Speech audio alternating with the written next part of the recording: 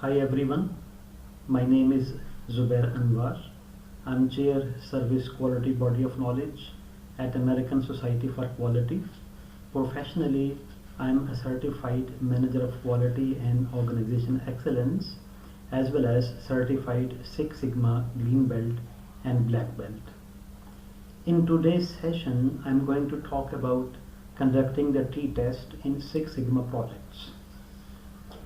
So, as you know, the t-test is conducted to make inferences about a population mean when the standard deviation and variance of the population is unknown and the sample size is small. Practically, we use t-distribution for smaller sample sizes ranging from 30 to 50. And in fact, we assume that all these distributions are normal. Here you can see the test statistic formula for this. T is equal to x bar minus mu naught divided by s over square root of n. In this equation, x bar is the sample mean, mu naught is the target value or population mean, s is sample standard deviation, and n is the number of test samples. Now for the t-test, we formulate the null hypothesis and alternative hypothesis just like we do it for the z-test. In t-test, we use test statistic t, and we have two situations. If we have one tail test, we use the critical value of T alpha on a given significance level of alpha. And if we have a two-tailed test, we use alpha by 2 as a level of significance and the critical value we define by T alpha by 2. Additionally, we use degree of freedom, which we calculate by subtracting 1 from the number of samples. Here you can see a procedure for calculating t-test statistic. First of all, we calculate the sample mean x bar and the sample standard deviation s. In the second step, we find out the difference of x bar and mu naught. Remember that x bar is the sample mean and mu naught is the target population mean.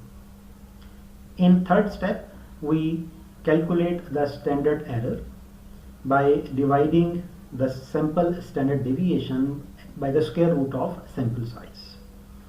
Finally, we divide step 2 and step 3 to get the test statistic. Here I am giving you an example to understand all this procedure. So let me read out this for you.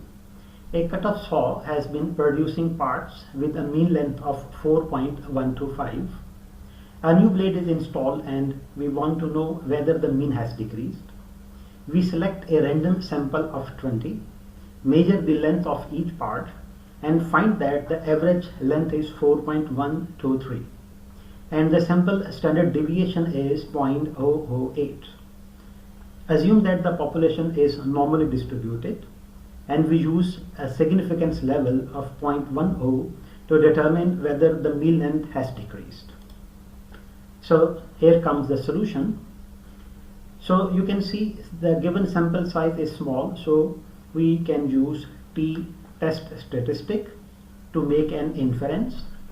You can also see that all the conditions are met for a t-distribution.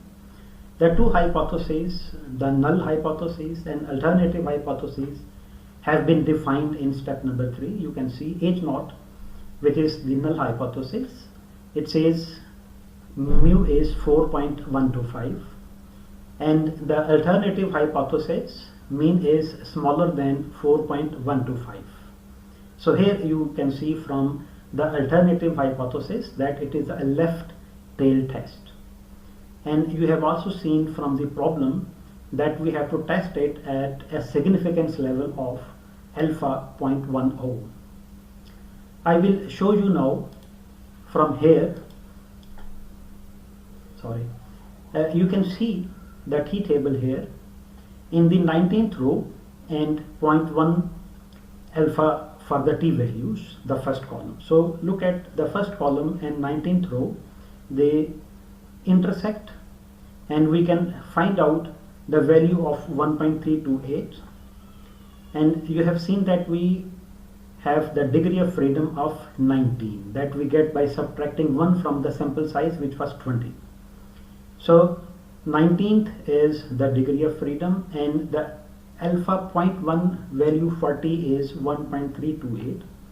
If you look at the plot above the table, you can see this is a left tail test. So we have to take a negative value of t, which would be minus 1.328. The region which we have shown as shaded on the left side of minus 1.328 would be the rejection region. So here we can now calculate the t statistics, taking the difference of x bar and mu and dividing it by the standard error. We get a value of minus 1.1. Now you see this minus 1.1 is not in the region. So I come back to this slide and you can see that minus 1.1 is not in the rejection region. So hence, at this significance level, our given data doesn't indicate that the average length has decreased. So this is the demonstration of computing a t statistic and testing the hypothesis. So that's all from my side. If you have any questions, please feel free to contact